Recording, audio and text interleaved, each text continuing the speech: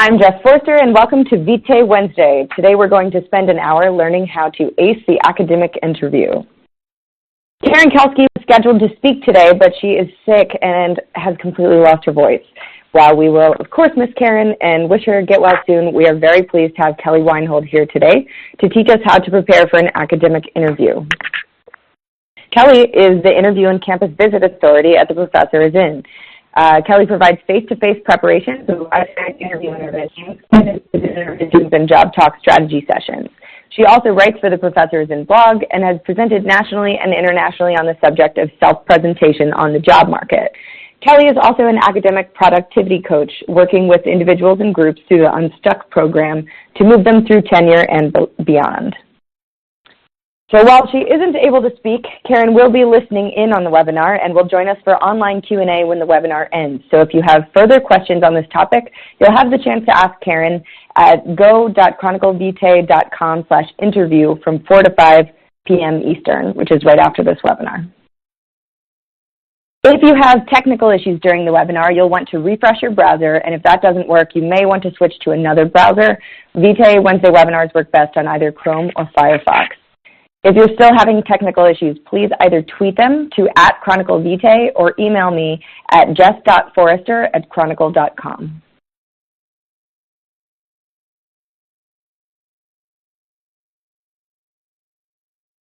Today's webinar will be available to view on demand. Everyone who registered for this webinar will receive a link to the recording, so look for an email from Vitae notifying you that it is ready.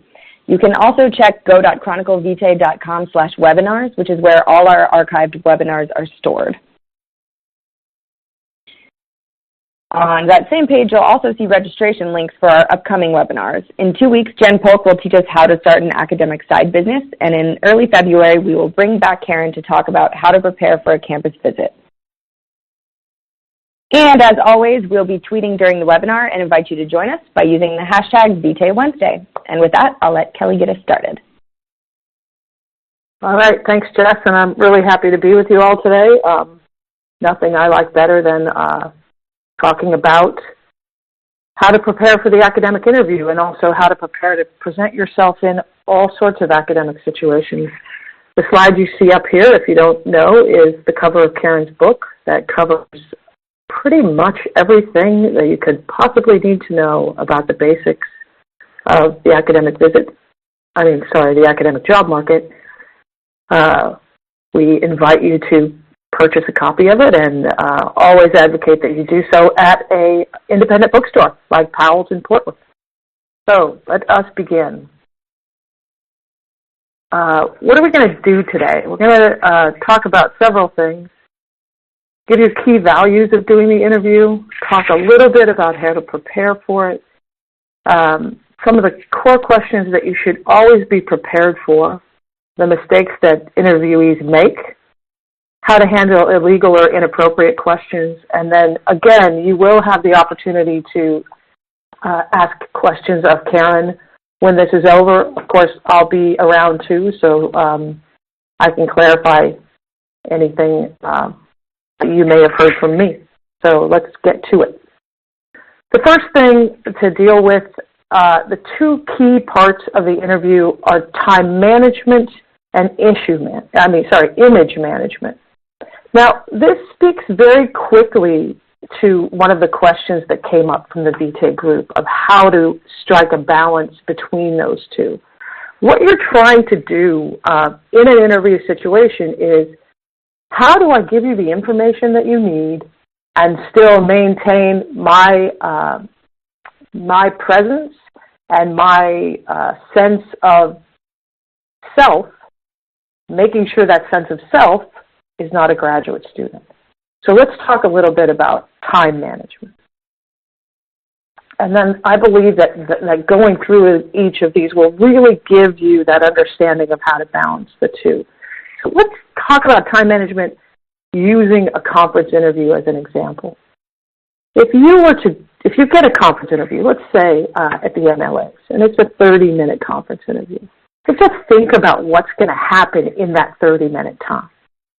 You're going to have an amount of time where you're going to be entering, leaving, greeting, all of that. So you've already sucked up 5 minutes just trying to get in and out the door, doing all the pleasantries, which means you have about 25 minutes.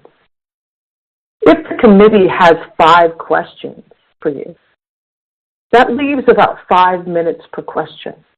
That assumes an extremely precise question by the questioner, and it assumes that nobody has any comments or drill after your answer.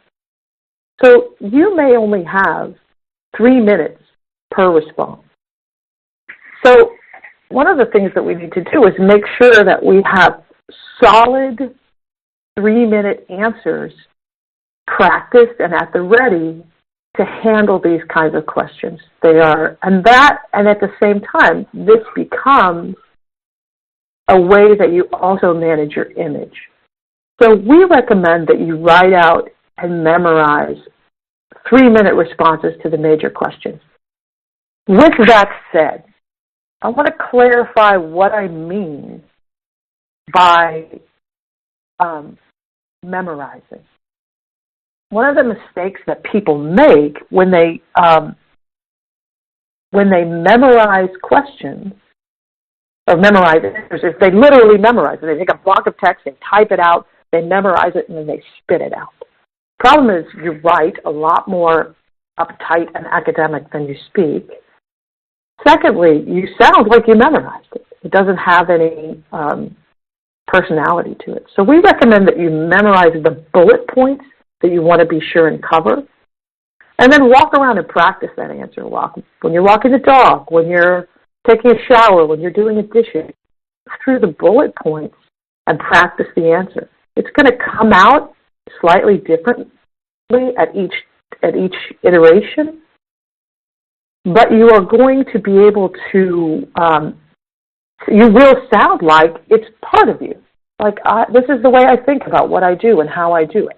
And that gets back to that image management of the more that you present yourself as calm, collected, at ease with your own research, at ease with discussions, the more you manage that sense of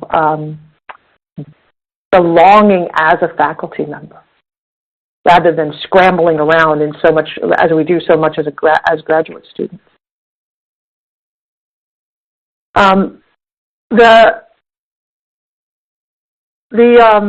This is a really good question here about, so here you are, you're doing this interview, they're asking you all these questions. What in the world do they mean? What are they trying to get to that they haven't already gotten in the materials? And that gets to the question of image management. You've spent some large amount of time being a graduate student, being a supplicant, pleasing other people, doing what's necessary to keep people on your side, or at least you perceive that you've had to do that. Now suddenly, here you are making this massive transition. You're on the job market, and you have to get rid of every graduate student mannerism and habit and get yourself to act like that competent authority that I was just talking about. So what do you do with that? What you do with that is what the committee is looking for. They're trying to decide how you fit and how you will be as a colleague, not as a graduate student, as a colleague. So are you going to be so anxious and neurotic and problematic that you're going to wear them out? Are you going to be so self-absorbed and condescending and arrogant that you're going to irritate them? So that's what they're trying to get at in those questions. They want to see, have you thought about us? Have you thought about how you fit here? Can we see who you are and how you operate? So that's the critical difference that they're trying to get at as they ask these key questions to try to understand, how do you fit in what we do and how we do it? And it's also what's so critical about preparing for the interview and really beginning to see yourself as a faculty member rather than as a graduate student. So one of the things, getting back to the question of concise and verbose can very quickly reveal you as a problematic colleague. Think about yourself in a faculty meeting. If you're a person who can't contain your answers, who can't get to the point, who can't present something, how are you going to be as a teacher or as a colleague? That's really where we're striking that balance. So some of these things in this slide, they seem so silly, right? Be appropriately dressed and groomed. I'm sure that if you've read Karen's columns at all, you've read her ranting about backpacks, unless you're an astronomer, and backpacks seem to be the thing. But really, think about how you are you schlubbing along like a graduate student with an unironed shirt and a backpack and your hair out of control? Or are you dressed as if you are doing something important? You're taking it seriously. And that's what you want to be: appropriately dressed, appropriately groomed. You want to make eye contact, not I'm so nervous, I don't think I belong here, but hi, here I am, and this is who I am.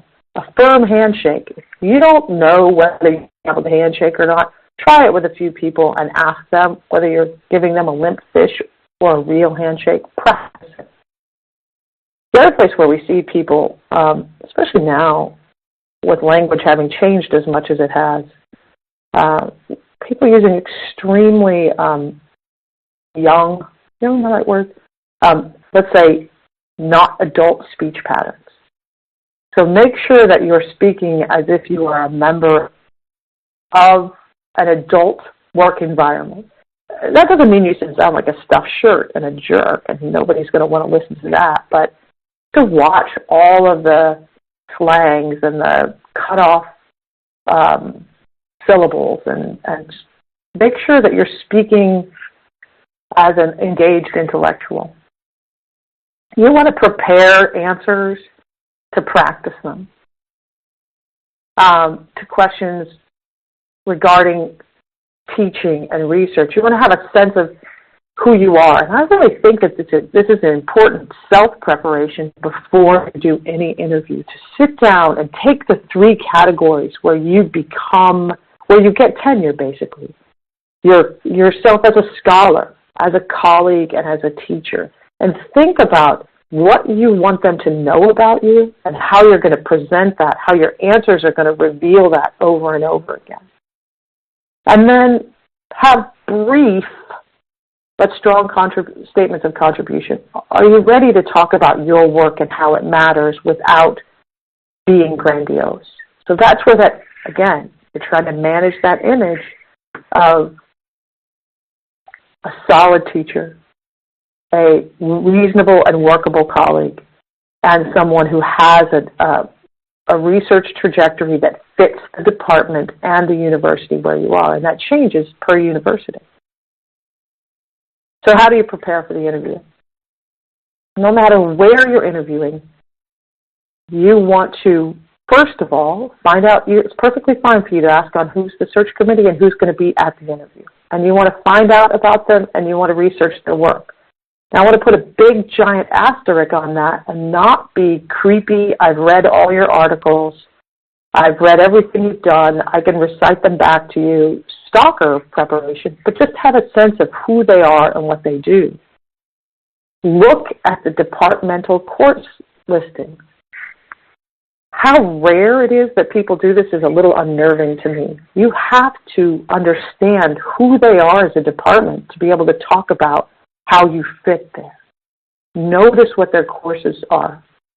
And it's okay to make a cheat sheet that you have in your portfolio in your notebook as you go to the interview, so you can look at it. But get it in your head who they are and what they do. Think about who they are as a department and how they orient themselves. And you can tell this in a course catalog. You can tell it in the seminars and presentations they do. You get a quick understanding of who they are and make sure that your answers speak to that. Again, not in a sycophant, weird way of like, oh, I saw you did this and oh, I saw you did that. But simply shaping your answers to what you know about them. Know the ad. If they are asking for someone who does global work, who does post-colonial work, who does gender, and you don't shape and show them how your work does that, you're not showing how you fit there. And again, prepare, practice, but not same answer all the time. Just get it into your DNA who you are. And wear a suit. So, these are some of the core questions that you are likely to get in an interview. The first one is, tell us about your dissertation. Tell us about your research. This is where people go off the rails in a big way, and I'll talk a little bit about how to handle this one. Tell us about your 5-year plan. People make the big mistake if someone asks you, how do you plan to get tenure? What's your 5-year plan? How do you see yourself succeeding here? What do you see yourself doing in 5 years? And going into big involved conversations about their second project and what they plan to do and how they plan to do it, they don't really care. They care about what your plan is, where you're going to publish, when you're going to finish, what you're going to do. How would you teach an intro course? It's a very important question because they need to understand that you know that you have to teach an intro course, that you know what goes on in them, and that you're not going to take it off the rails with your special snowflake approach. And then be ready to show them what you're going to contribute. And you have to remember, job ad, department, to talk about whether these courses are going to fit in the way they do what they do. You have to know them, and it can't always be a canned answer. It depends on the program and the department. Okay, some of the other questions, how do you see your work fitting into what we do here? Which is also, why do you want this job? How do you see yourself contribute? They're all variations on a theme. How do you deal with diversity or research in your classroom? Or how do you bring research and social justice to your work? How do you address issues of non-traditional students in your classroom? Depends on the department what they're asking you. And then the dreaded, do you have any questions for us? Which is just the one that throws everybody badly. So, your dissertation or your research. These are the these are the key things that you want to cover. So topic, methods, questions, core argument, contribution.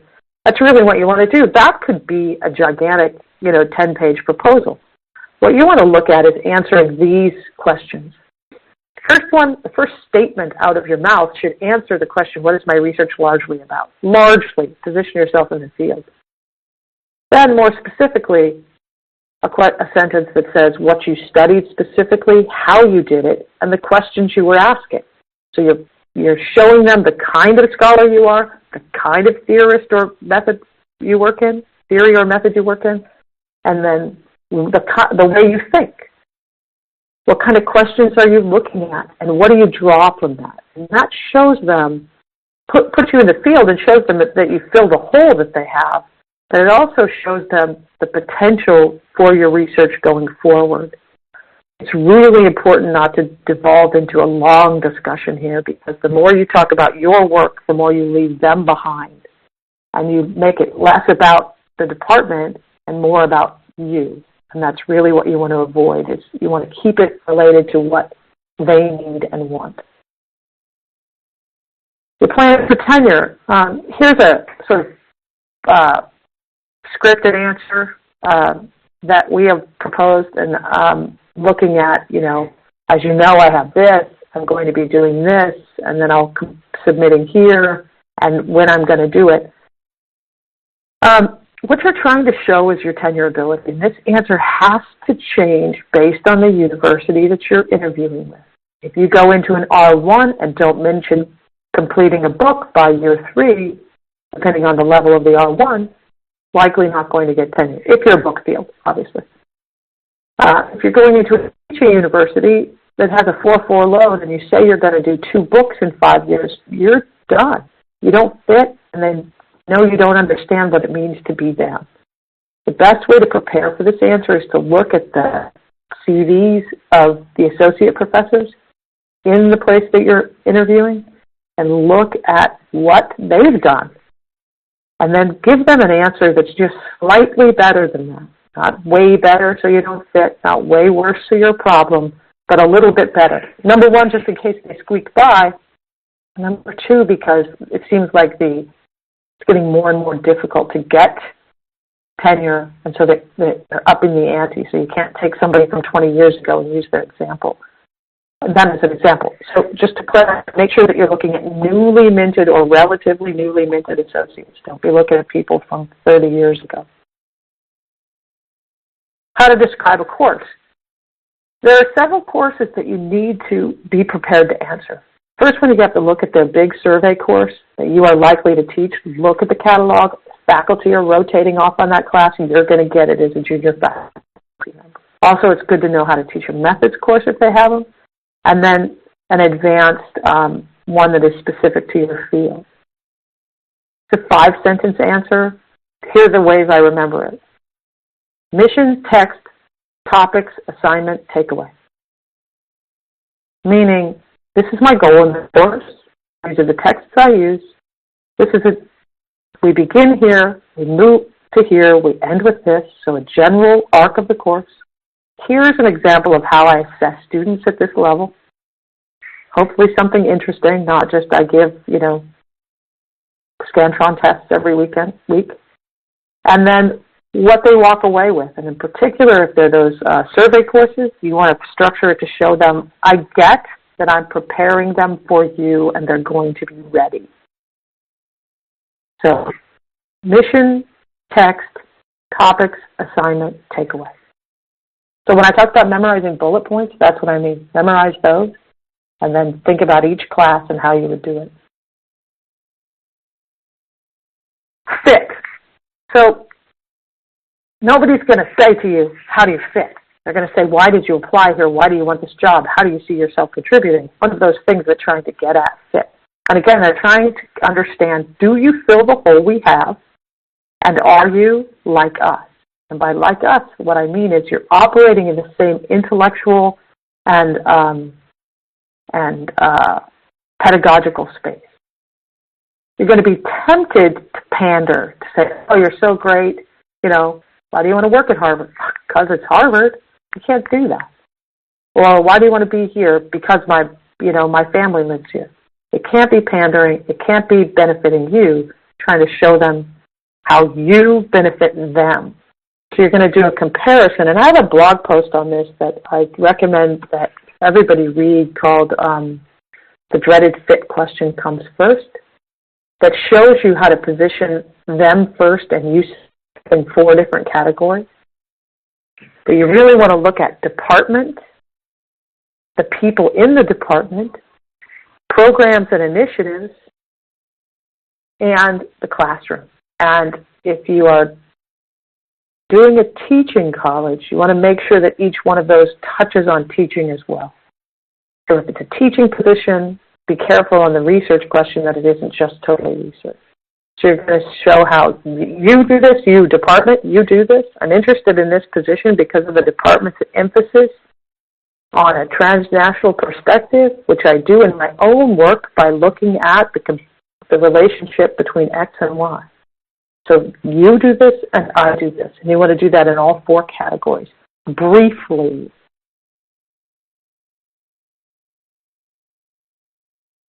The next place where we see things go very, very south is in questions for us. So it's the dreaded question, right? Somebody says, do you have any questions for us? And here are the keys. Here is the key. You are not asking them questions to get information. You are asking them questions to show them that you're thinking about what they want you to think about. So if you're at an R1, what do they want you to be thinking about? They want you to be thinking about tenure. They want you to be thinking about research. They want you to be thinking about how you're going to raise the profile of the department. So you can say, can you tell me more about the support for research on campus? If you are in a more of a heavy-duty teaching environment, you can ask about the majors. This question here that we have, I'd like to hear more about the majors and what they do after graduation. You have to be really careful with that question because it depends on the department. Go into a history department and say, I'd like to hear more about the majors. What do they do after graduation? That could be a pretty fraught question because what are history majors doing after graduation? So you can turn that question around to the other end and say, I'd like to hear a little bit more about your majors and why, what you see as their motivation and plans in deciding to history majors. And you could be more aspirational rather than, I don't know what they're doing with their degrees. If you know it's a department that is asking you to make inroads and connections across campus, you can ask about possibilities for collaboration. I see we put this as a yes or no question, but I'm a big advocate for keeping them open-ended. So you could ask, for example, if they've asked you to cross-list or be involved, we're looking for someone who can also work with women and gender studies. Then the question could be, can you tell me a little bit about the process of working with and connecting with other departments, working interdisciplinarily, and also how the process of cross-listing or collaborating on courses works. You want to be really careful about questions that point out a problem or limitation. You don't seem to have X. How will this position resolve that, or why is that? I've noticed that you have plenty of courses in this, but would you be interested in this? Anything that puts them in a position of saying that they don't have something. First of all, in the initial interview, that's like, what kind of research leave do you provide? That's not something you ask in an initial interview. That could be on a campus visit when you're talking to the dean. But you don't want to ask benefits level questions that make them seem like you're only interested in how you're going to get out of teaching or how to work. And then this question here about how do you assign teaching duties, I'm hoping that you see the difference between, can you talk to me a little bit about the process of cross-listing of courses, which shows that you're trying to raise the profile of the department and have students in other majors see it, versus how do you assign teaching duties and what say do I have in that? So you see the fine line between them. You also want to be able to just, again, make sure that the questions are not benefits-based, meaning how often do I get, do you have summer release, do you have this, do you have that? A yes or no question is dangerous. What if they say no? And also anything that's just sort of, you're just focusing on the minutia and not showing that you're thinking about yourself as a member of the community. So this question about transitioning from teaching institutions to research institutions and the questions that you're going to expect, I mean, this is really one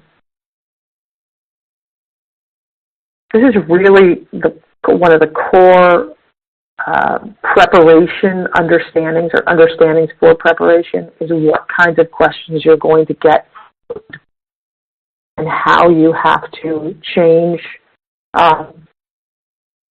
the answer to suit the department. So if you're at a teaching institution and you're trying to get to a research institution, your focus isn't really on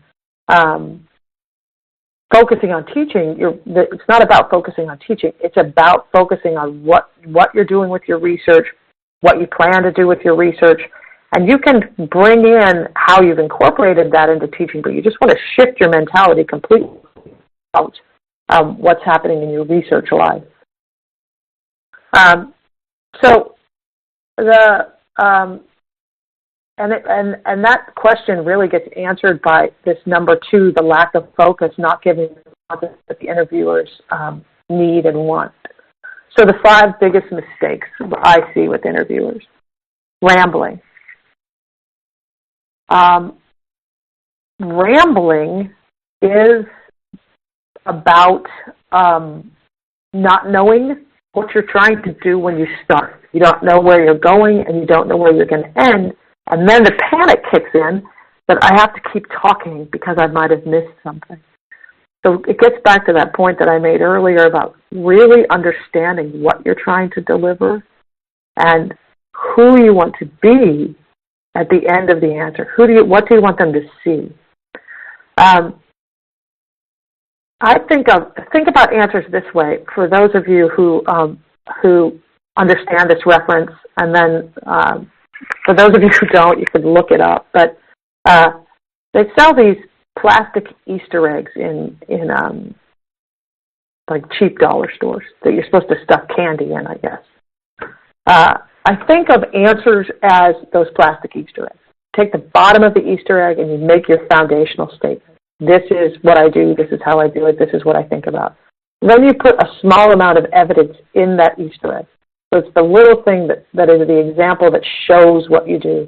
And then you close it up with a closing statement that says, that restates the base statement and the evidence. What does that mean? And so you hand them this very complete answer. So as you practice your answers, think about, I'm answering a direct statement, here's the direct answer, here's evidence, here's basically what I told you and restated.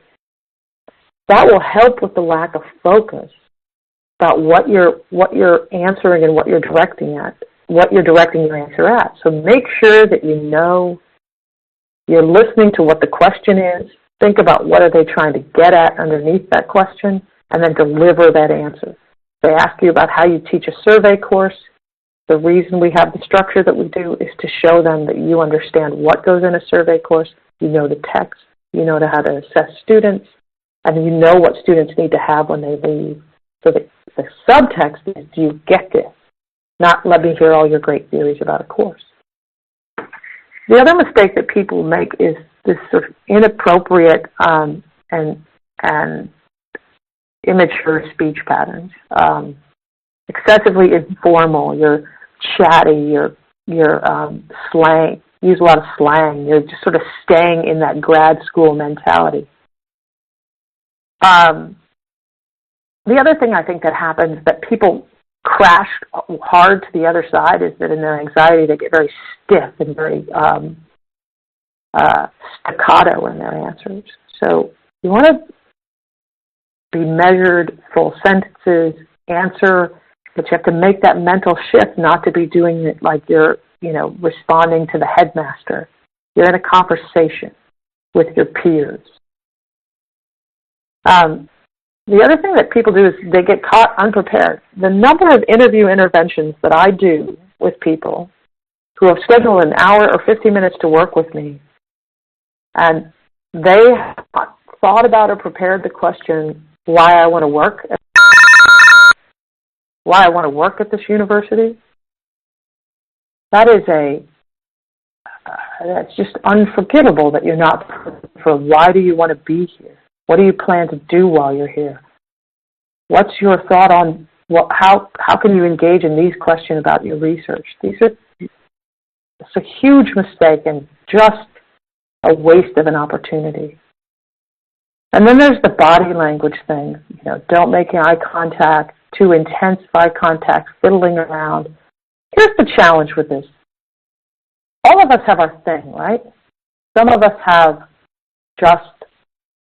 we have anxiety, we have we've been spending our years looking at books and talking to people who only do what we do.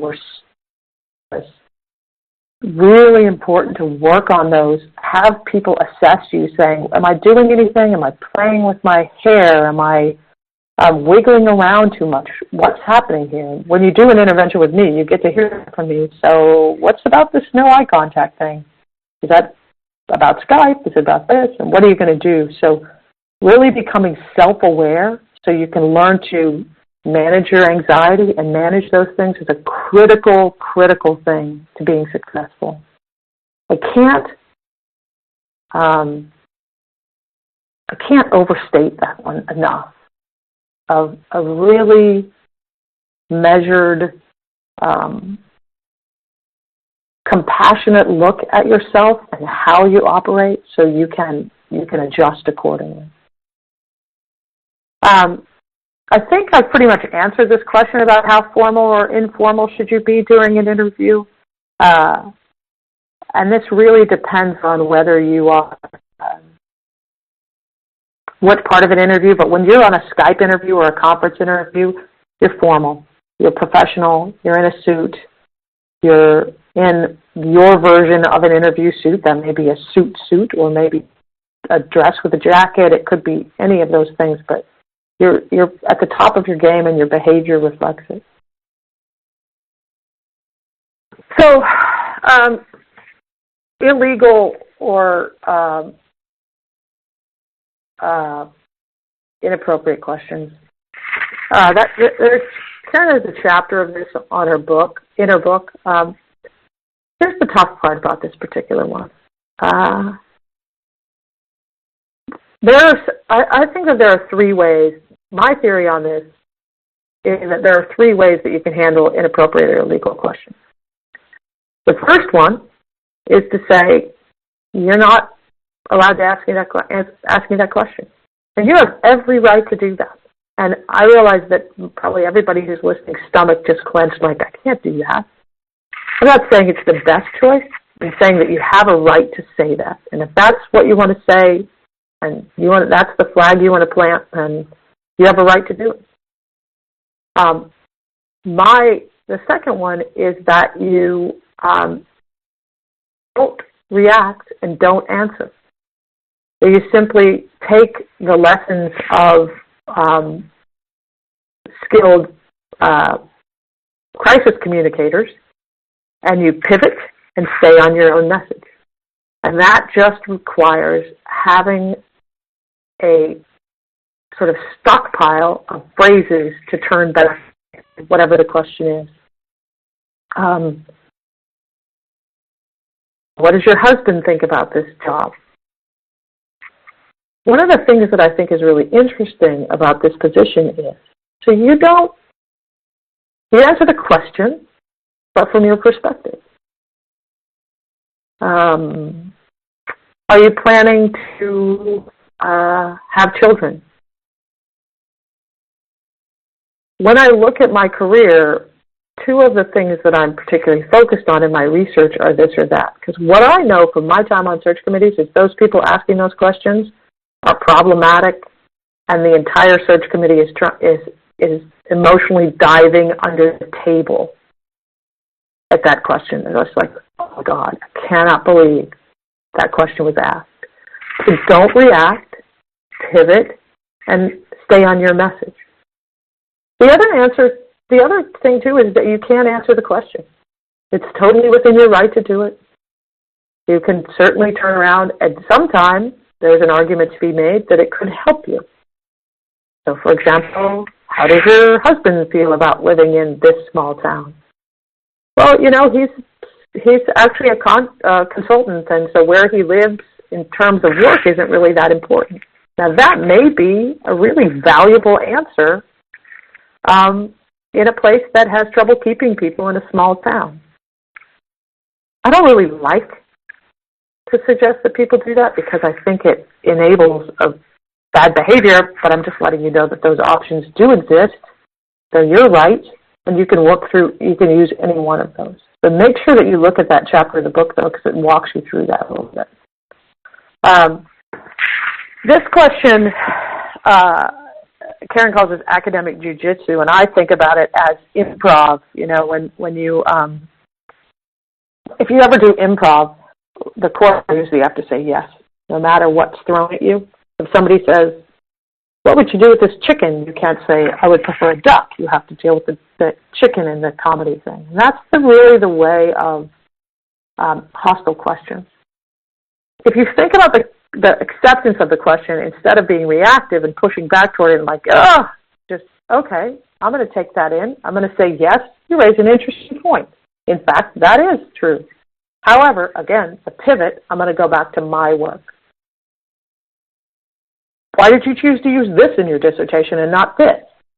So that really is an interesting way to look at it, and that was one perspective that I looked at. However, I chose to do this for this reason. So, yes, and pivot back to you. So it really is jujitsu of moving the energy past you, or not taking it on.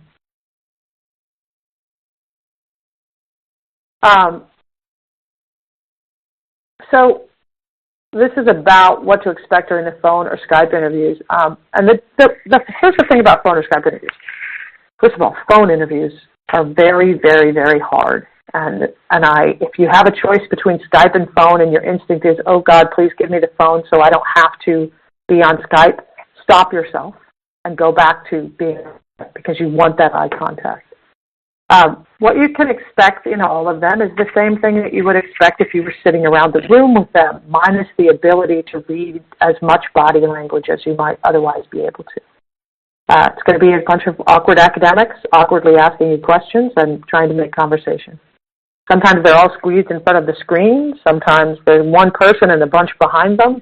I've had clients who've had one person asking the questions and people literally on their laptops and phones behind them, barely seeming to pay attention. So your mission is not to get yourself caught up with what they're doing, but what you want to deliver and how you want to deliver it. Quick thing about the phone, you want to make sure that you get a very good picture in your mind, whether you print it out or just look at it, of what the people look like that you're talking to. So you can think about talking to a person, because phone can be very cold. And if you're thinking about the person, it tends to change the tone of your voice just slightly. So here's a little bit more about the Skype interview in terms of preparation. Your backdrop, you have to be careful about your backdrop. You don't have to worry about it being some perfect illustration of academic brilliance, but you do want to make sure that it's not, doesn't look like you're in a gulag. So the basement office that you got as a graduate student that only has a green sad wall with fluorescent light is not where you want to do your interview. You also don't want to do it in your living room with your kitchen behind you with the dishes on the counter. Weird posters, dead plants. If you're going to sit in front of a bookshelf, scan the book titles to make sure you haven't left something that's just going to distract everyone there. Be careful of lighting. In particular, call somebody and have them look and make sure that you don't backlit, that the background isn't too much in contrast to you, so you fade in or out. Make sure that you really pay attention to the way you look. So call someone in advance and make sure it works. Make sure that your webcam and your mic work.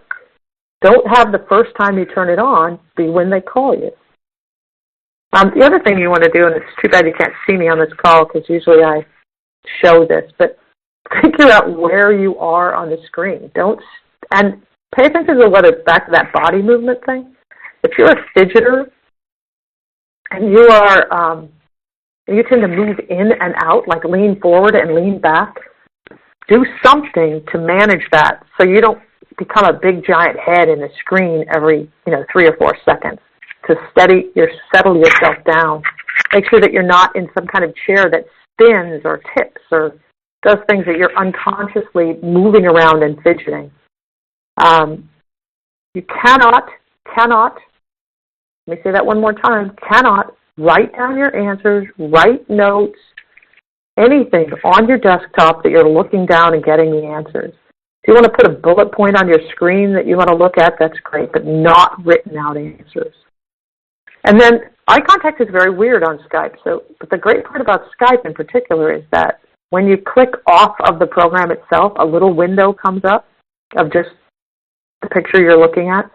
You can move that up under your camera And so when you're looking at their picture, it's almost like you're looking at the camera. So make sure that you do that so you're not looking down in a corner. And then hide your own picture so you don't look at it, because I haven't met anybody yet, myself included, that isn't constantly glancing at my own picture. So make sure that you set that up so you're looking as closely as possible and that you're not looking yourself, because the number of times people adjust, fix their hair, push something out of it, it's really hard not to look at yourself. I love this question because it's so much about what so many people face. So here you are, you've done all this stuff, you have this degree, and then you're intimidated by this idea of going out on the job market. And, what do you do with this? I've never had this job. I don't know how to do this. I actually think that's really healthy to realize that you don't, because I think it helps you prepare better. But let's look at that a little bit. So I'm going to give you the sort of stern answer, and then I'm going to give you the not stern, the sort of psychological answer. So the first one is don't be yourself, basically. I tell you, don't be that person that you just mentioned, insecure, I'm worried about it. So there are a couple of things here. First of all, you've been socialized to be that, right? You've been socialized through this program to respond to people in a particular way. So practice this. Here's a great practice technique to find the different feelings. Imagine someone, this can be a person in your life or a public figure, who you think of as owning a space comfortably, not pushy, not obnoxious, but just owning a space, authoritative. When they speak, people listen to them, not because they're yelling, not because they're bragging, not because they're doing anything, but they're just speaking. Be that. Sit for a minute and imagine, how would this person answer this question? And then practice your answer as that person, and pay attention to the shift in your body when you do that. I always think of Toni Morrison. How would Toni Morrison answer this question? With this calm and knowing and comfortableness. So just think about, how would this question be answered? And pay attention to how that feels different than the way you are in that anxious anxiety state. And practice that feeling before you go into the interview. So don't be yourself. Don't be anxious, neurotic, defensive, pretentious, disorganized, any one of those things. So, and people say, oh, just relax, be yourself, just relax, be yourself. Maybe they're talking about sort of your core personality. You're an awesome person. That's great. That's the thing that will shine through when you get rid of these, the things you've accreted over the period of your PhD that have you acting another way. So that's what we're trying to jettison, that part of self. The other thing that you want to do here is discipline yourself and your writing and your speech to perform this professional persona. This does not happen overnight. When I ask people the dissertation question, tell me about your research, and I ask them to hit 5 points, what's my research largely about? What specifically do I look at? Using what method, or ask what question? What did I find? What other thing do I want you to know about my research that speaks to this job? What's my conclusion? That's a 5 to 6 sentence answer. That can take 20 minutes for me to hammer out with someone, because it's so, you're so used to thinking in large, verbose, expansive ways that you haven't really practiced having a tight, organized answer, and then a tightly organized answer to what you're going to do with that research program. So you want to discipline that. You want to think about it. Get your mind wrapped around what are the elevator pitch of this part of my of my professional life. And then a calm confidence, and it gets back to what I was talking about before. Who's the person who calmly, with an authority, can tell you what their contribution is? Not, I have come up with an entirely new theory of philosophy. You know, pump the brakes a little bit. What is the that you've opened up to reconsider? Where is there a new way to look at something? Not a new way to rethink all of this, but this small thing. So calmly talking about that in a dialogue. To be able to clearly specify the trajectory of your publication. That does not mean, I'm going to write an article on this part of my research that I'm really interested in, and here, let me give you 3 minutes on that.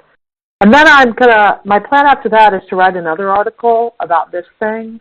Oh, and I wrote an article last year about this thing.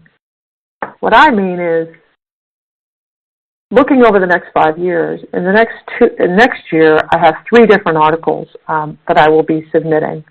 One to the Journal of X in the fall of 2017, another to the Journal of Y toward the end of the school year, and then finally my 3rd one will be ready for submission to the Journal of Z by the end of the summer.